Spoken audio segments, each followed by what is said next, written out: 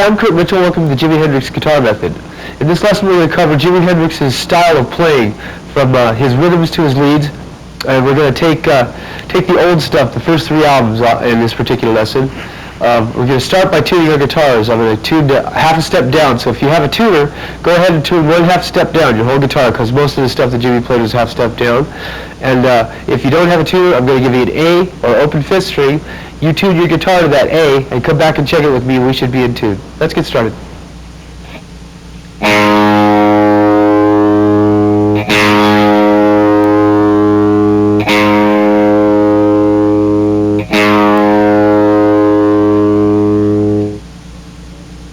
Before we get started with riff number 1, I want to talk about the guitars a little bit that we're going to be using right now.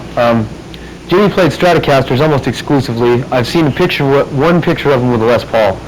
The rest of the time he was playing Fender Stratocasters of the era that he was playing in the late 60s, basically, I believe. There's all kinds of talk about the way Jimi used to modify his guitars and his pedals and all that stuff. The fact is, if you play like Jimi, you'll sound like Jimi. So what we're going to do, with the exception of maybe the guitar, which Stratocasters have a unique sound. This is a reissue of a Fender Strat that hasn't been modified at all. And you'll notice it has a volume knob and 2 tone knobs and a pickup selector. Now the reason this is important is because you take the tone knobs and you can turn the tone down on the middle pickup. And when you do that, you get this sound of him doing his toggle switch thing. So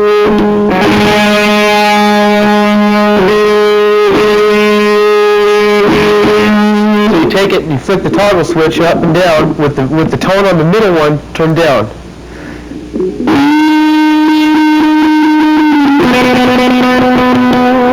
And that's how I used to get that toggle switch thing happening. There's a tone knob for the middle pickup and the front pickup on Stratocasters when they come stock. There's 1,000 ways to wire them, and the Stratocaster has been the basis for all kinds of guitars since it even came out. We're going to be using 2 Marshall heads on this particular lesson. But one of the tops, what you're going to see pictures of Jimi Hendrix using. It's a 69 plexi, meaning that the gold in the middle there is plastic. It's kind of a collector's thing, but it's a great sounding head. It has that old, warm English sound that nothing else has. Now the one on the bottom is a more recent head, about an 84. It's going to be not a channel switcher, but it's going to have a cleaner sound because I have the top one modified. The bottom head is going to supply our clean sounds and some of our semi-distorted sounds. But the main head we're going to be focusing on is the one on the top. It's a Super Lead 100 watt. I want to talk about the pedals a little bit. I don't have the exact pedals that Jimi was using here. I have facsimiles. He was using Dunlop wah-wah pedals, I believe, and Crybabies. Dunlop makes them now. And he was using a muff fuzz distortion box. I've read in print that he was particularly fond of the muff fuzz, the Crybaby, and his Stratocasters and Marshall amps. And these are the things that he was stuck on all the time. What I'm using is going to be it's an FX17. It's a wah-wah and a volume pedal, depending upon which application you put it to.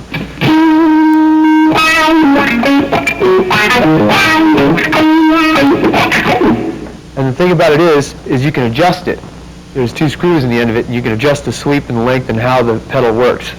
Then I'm running into a distortion box, which is giving me an extra bit of gain.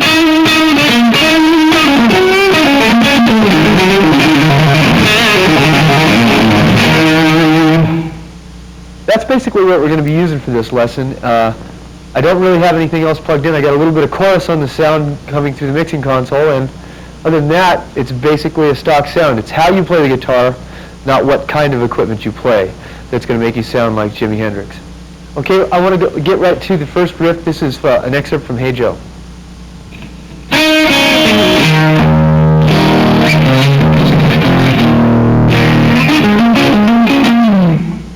Once again.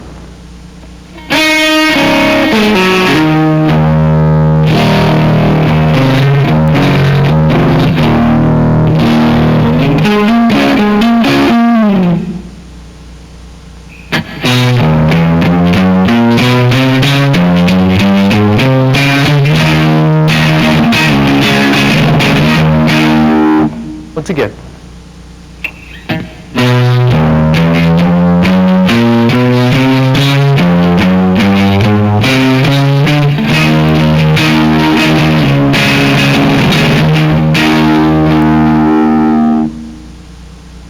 Here's riff number 3.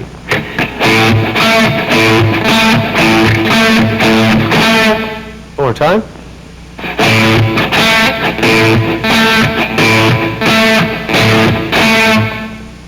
Here's riff number 4. These are both of them excerpts from Purple Haze. Riff number 4.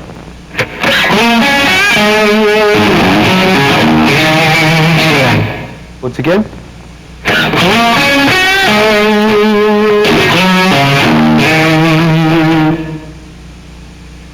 Here's riff number 5.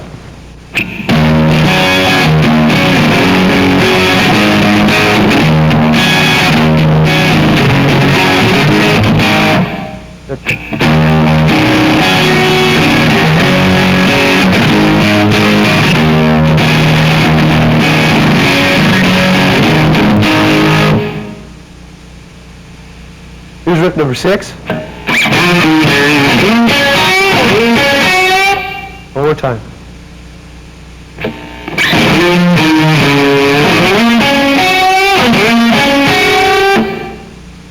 Riff number 7.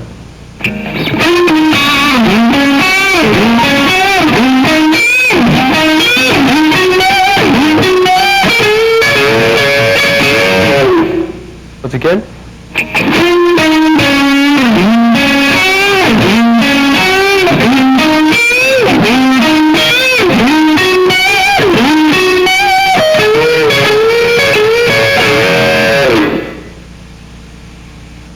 Here's riff number 8 from Wind Cries Mary.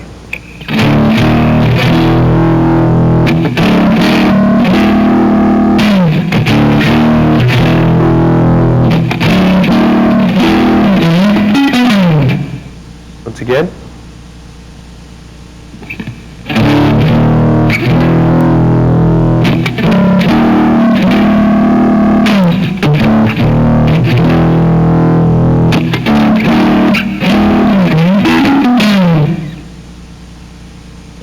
Riff number 9 from Wind Cries Mary.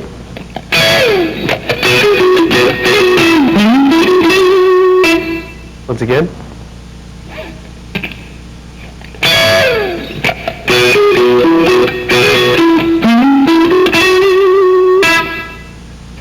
On riff number 10, this is an excerpt from Foxy Lady. There's a little bit of sustained feedback at the end of this very first note. And what's happening is, when your amplifiers are up so loud and they're right next to you, the magnets put off an electrical field that interacts with the electrical field of the pickup, and it causes it to sustain a feedback. That coupled with distortion. My cabinet's in an ISO booth right now, so I'm unable to get that sort of sustain when you're standing next to your amp and it's jacked up. If you get your amp, you crank it up and turn up the distortion, you'll get that type of effect. Let's go on. This is riff number 10.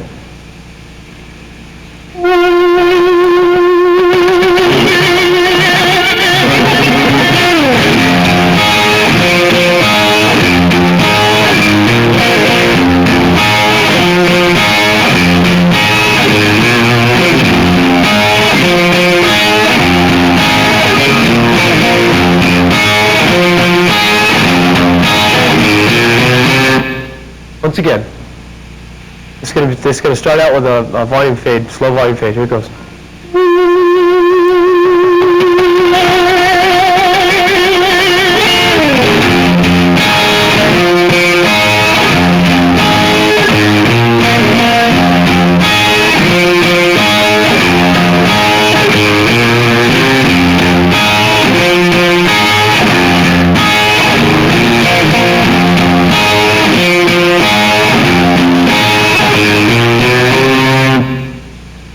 Here's section 11, A, B, C, and D.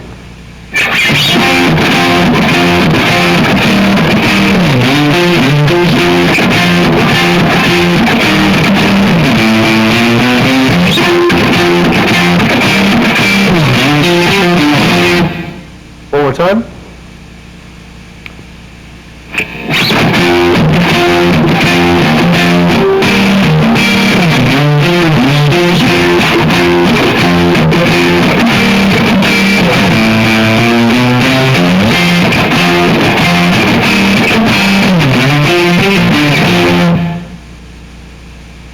Here's an excerpt from the solo. This is riff number 12.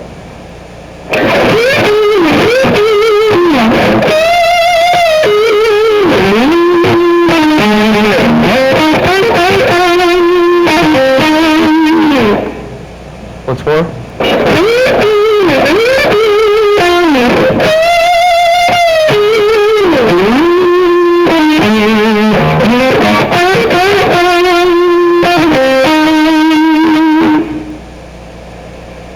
Number 13 is for manic depression.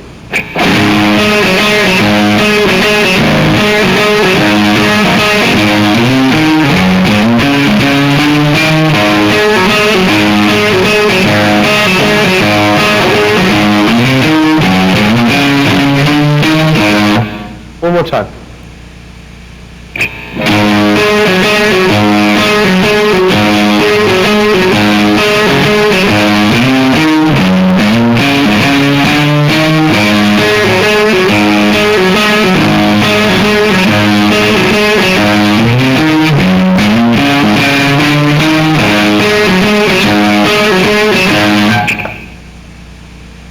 We're going to employ something here that I refer to as unison bends. In other words, I'm going to take a string with my middle finger on a note underneath it, and I'm going to bend it up to the same note. Okay? Eddie Van Halen does this a lot. Let's do it. This is riff number 14.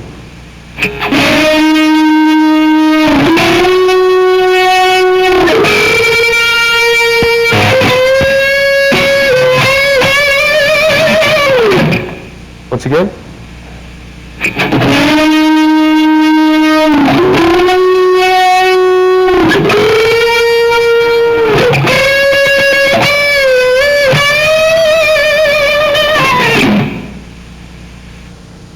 Riff 15 is from Red House. Here it is.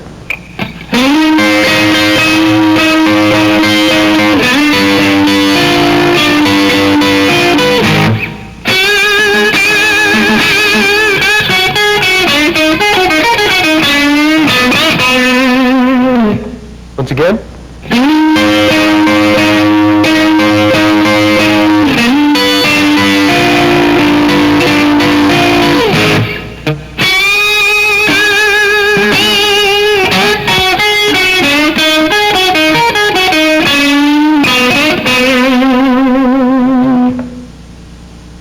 Here's riff 16.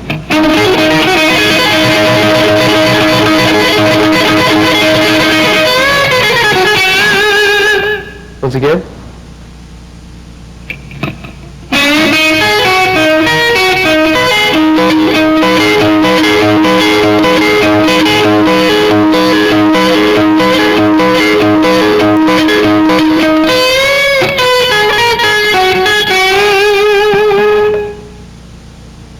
Section 17 is going to use our switch. We have the treble turned off on our end pickup, our neck pickup. Here we go.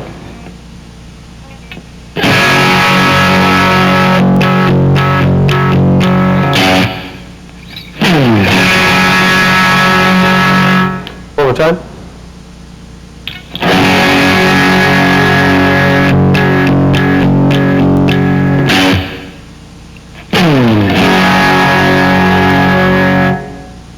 Here's another riff from Love and Confusion. This is number 18.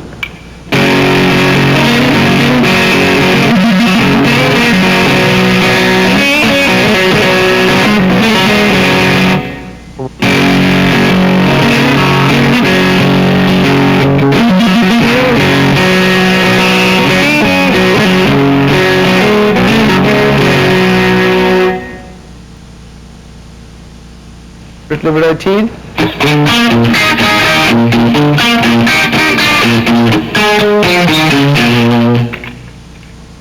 Once again.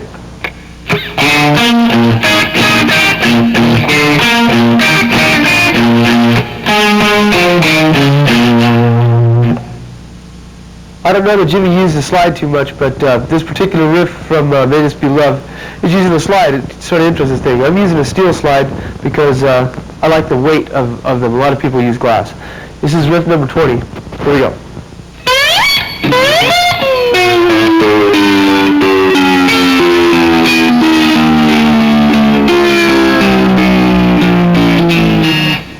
One more time. Once again.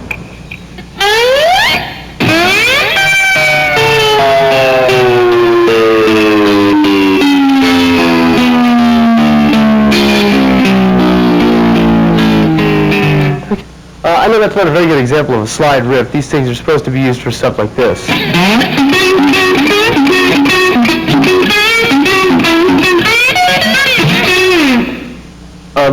Like I said, the example that you got from that song is not the best slide example that you can get. And these things are kind of fun once you learn how to use them.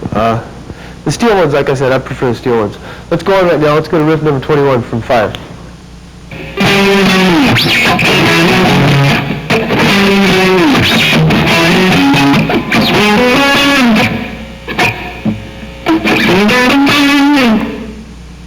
Once again.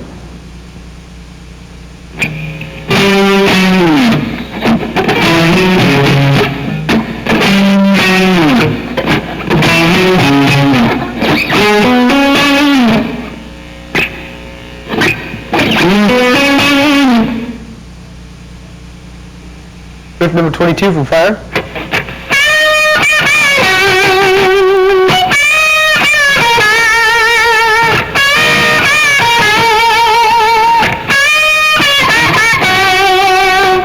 One more time.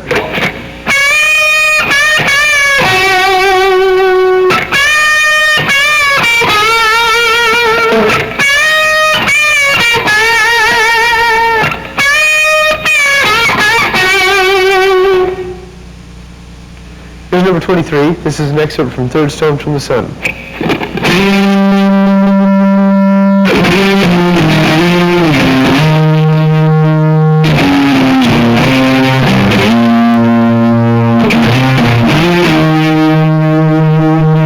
Once again.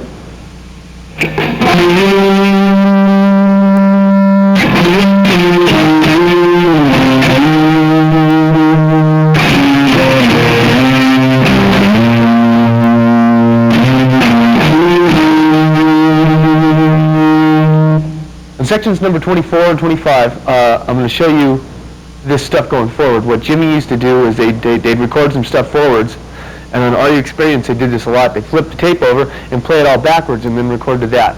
So let me show you what it sounds like going backwards, because we have a 4-track and we put some riffs on there, just me goofing around, and then flip the tape over and you can see what it sounds like. Check this out.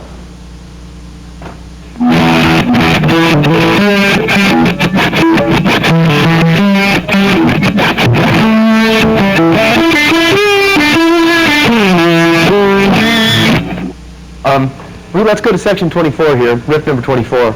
The scrapes are going to be forwards because we're, of course, playing forward in time. Jimmy used to experiment with a lot of things. He used to have somebody tweaking his pedals all the time. Someone was always messing with his stuff, and he was always trying for sounds that other people couldn't achieve, coming from his imagination, and he advanced guitar playing quite a ways in doing so. So let's go to number 24. This is part of Are You Experienced?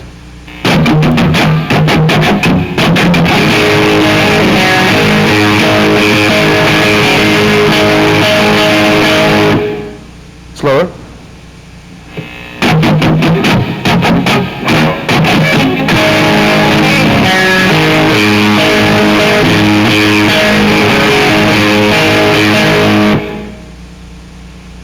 Number 25.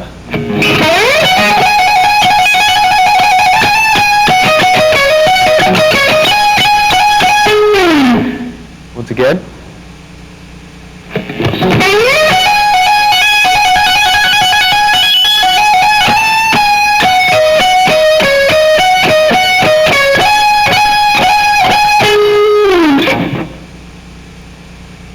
Here's number 26. This is from Up from the Skies.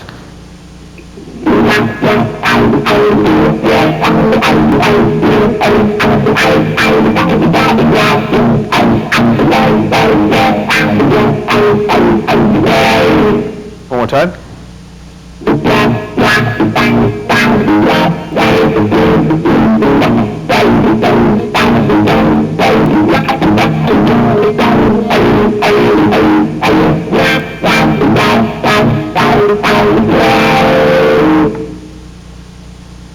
Here's number 27 from Spanish Castle Magic.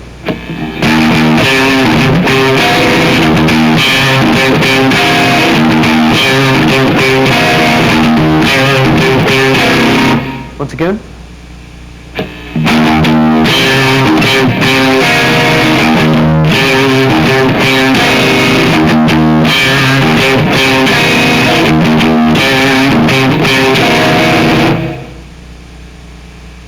number 28 from Wait Till Tomorrow.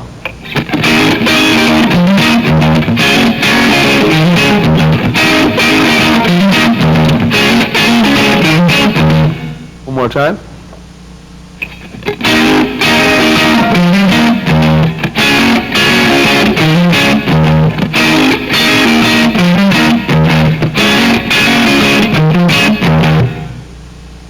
Here's number 29 from Lil Wayne.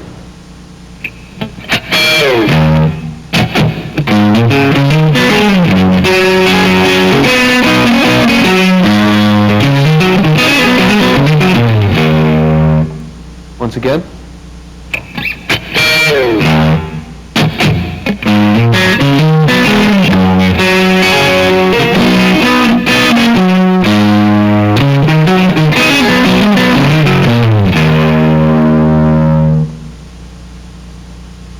Riff number 30, this is from 6 to 9.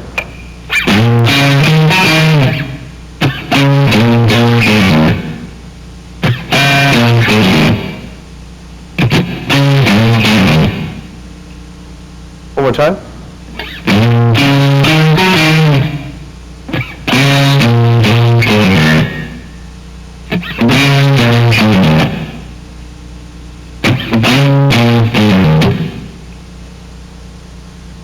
Number 31 from Castles Made of Sand.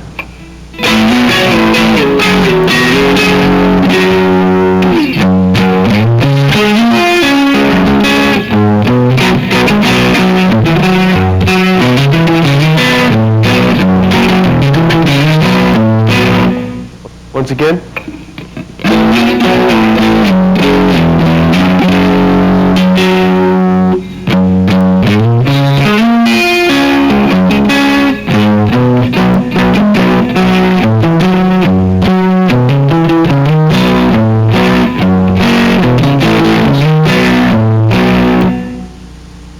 Here's number 32A, 32B, 32A, and C. This is from She's So Fine.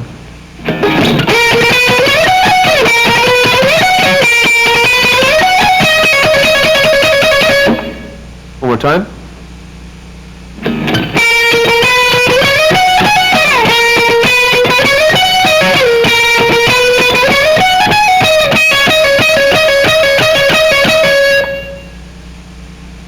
Riff number 33 from Bold as Love. One more time.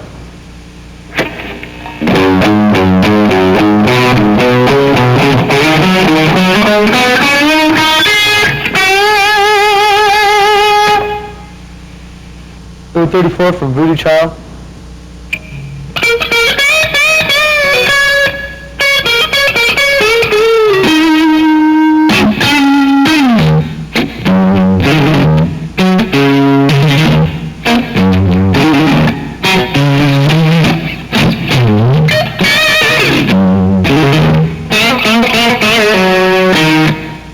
One more time.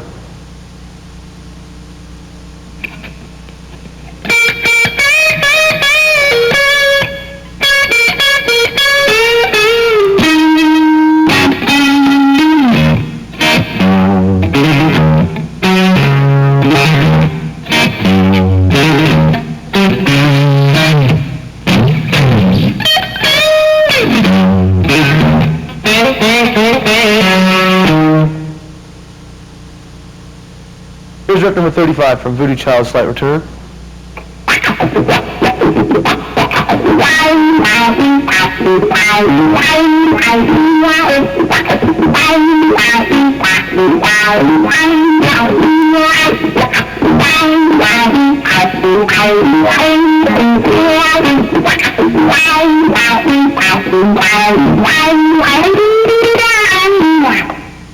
Once again.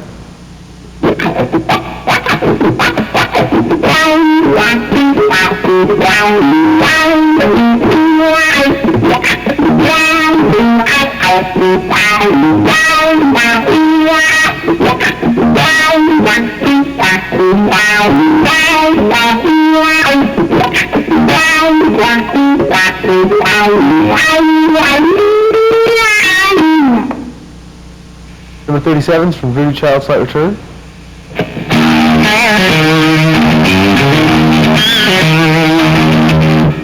time.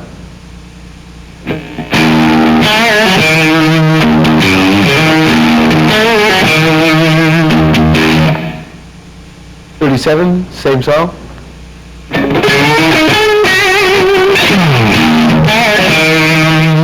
One more time.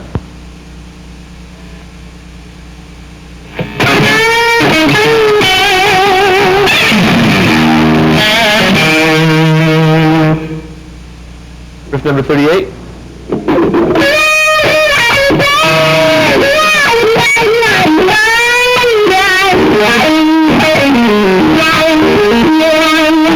One more time.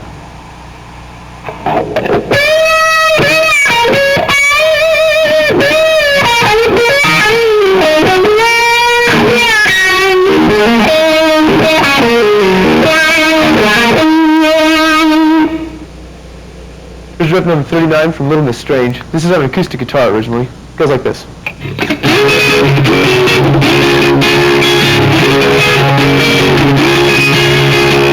Once again.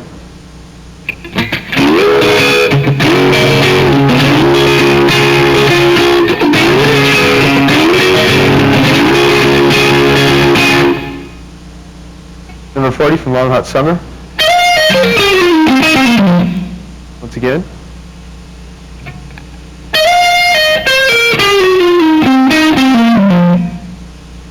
Here's riff number 41 from Gypsy Eyes. There's some pick slides going on over the top of this that which have been overdubbed, and it's almost impossible to play them together. We're going to take the bass riff, okay? This is number 41.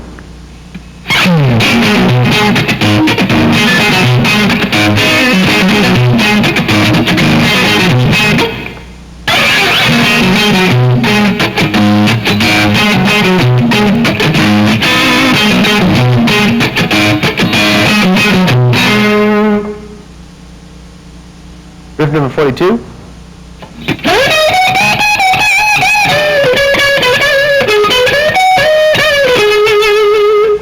One more time.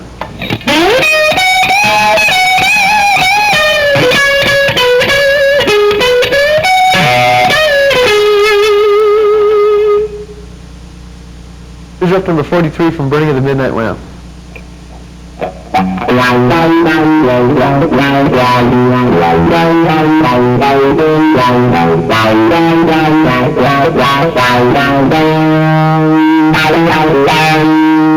Once again.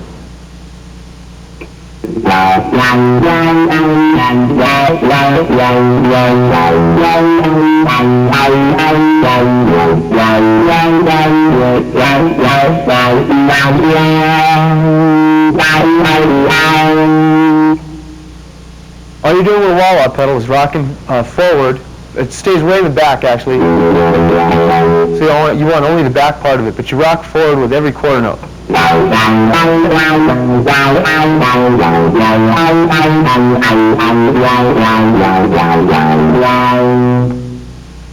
Here's riff number 44 from 1983.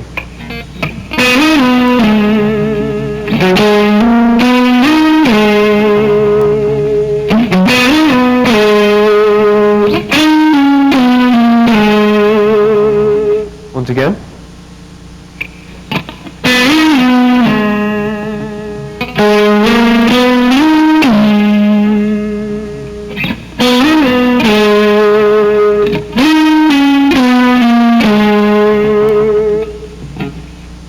Riff number 45 from Still Raining.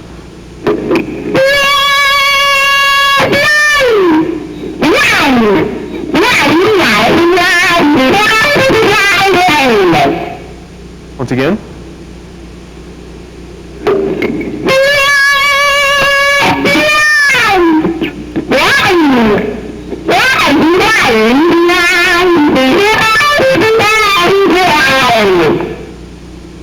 Here on riff number 46, we've inserted a flanger into our signal chain and used a delay that I have running through the mixer to put some delay on this. And this is the selection from The House is Burning Down.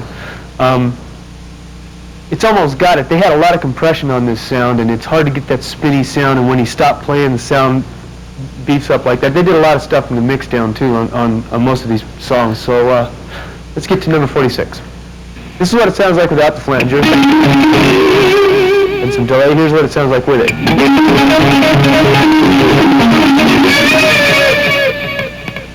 So let's get to the riff.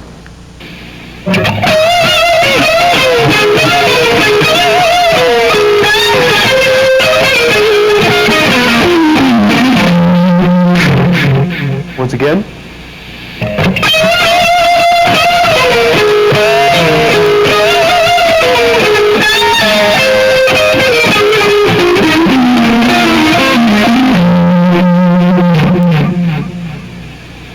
Here's riff number 47 from All Along the Watchtower.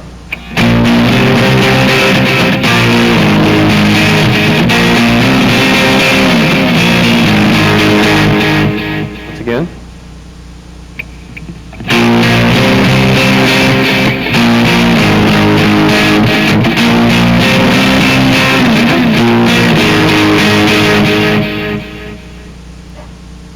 Riff number 48.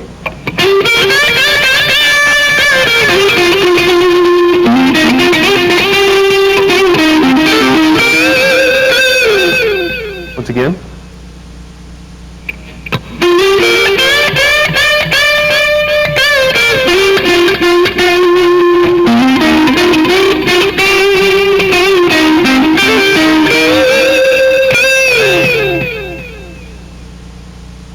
That about wraps up the riffs. What I want to go into now are some of the chord shapes that he used to use a lot and some of the patterns that he used to use to solo in, okay?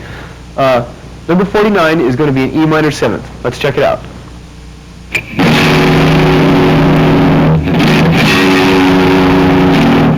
Here's an A minor 7th. It's got the same fingering, only down on the 5th fret.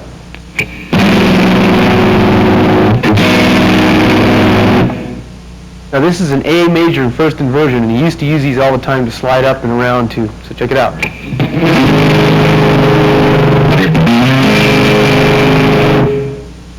Same thing, only in B.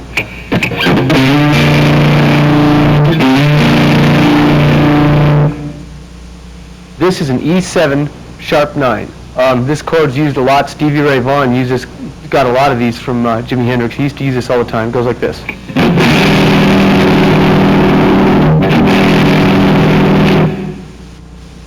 Same chord, only in B.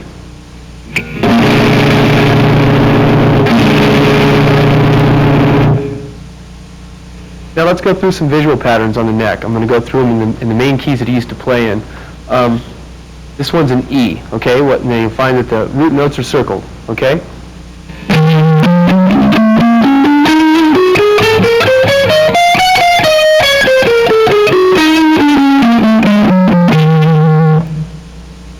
Here's another one in E in what I would call 5th position. That's position number 1, the one we just covered. You'll notice that I'm emphasizing the root notes too. Here we go.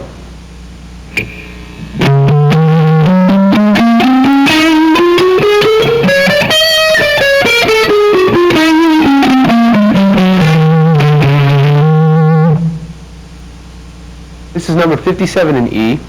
Same thing, emphasizing the root notes, same scale. These can be moved anywhere, by the way, and I'll show you how in a minute, to any key that you want to play in.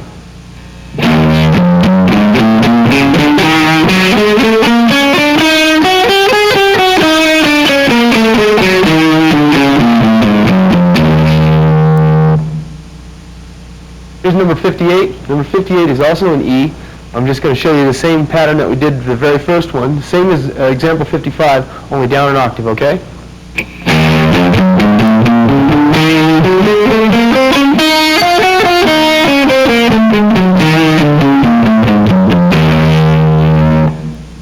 The reason for me to show you that in both positions is because of these open string things.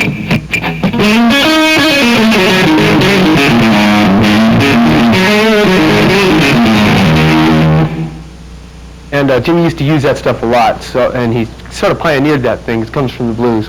All these scales are basically blues scales with added chromaticisms, and they get into various modes. I don't want to get into that. I just want to give you the patterns that Jimmy used to use a lot, so if you feel the need to play like Jimmy, but not exactly what Jimmy played, you can use these patterns to help you along. Let's go to number 59.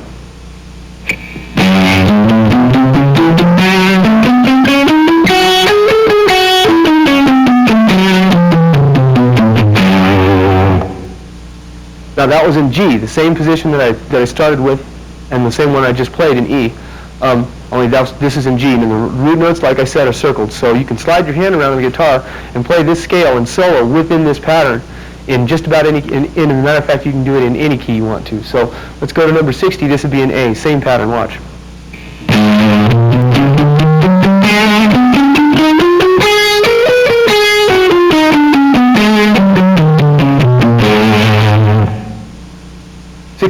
Same pattern in C.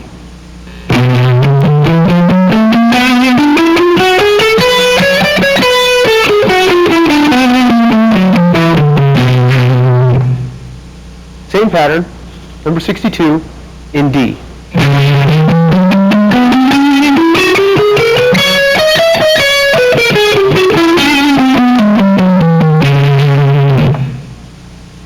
Now, of course, you can play riffs within these patterns, like, well, such as this same key that we were just in. Let's do it in D.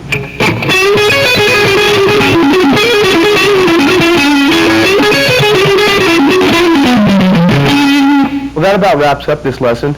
We had a lot of fun making it. It's always fun to pick out Jimi Hendrix. It's too bad he's gone, because the way he innovated back then, I'm sure we'd have kept on going, and there's no telling what he could have done today. Everybody that plays rock guitar today seems to have been influenced by Jimi, because he was way ahead of his time. Remember that at the end of the song, there's a song that I've written that is sort of Hendrixy that you can solo over the top of. So you can take all this stuff, put it in a pile, and use it to create your own style with, okay? So until next time, I'll see you later.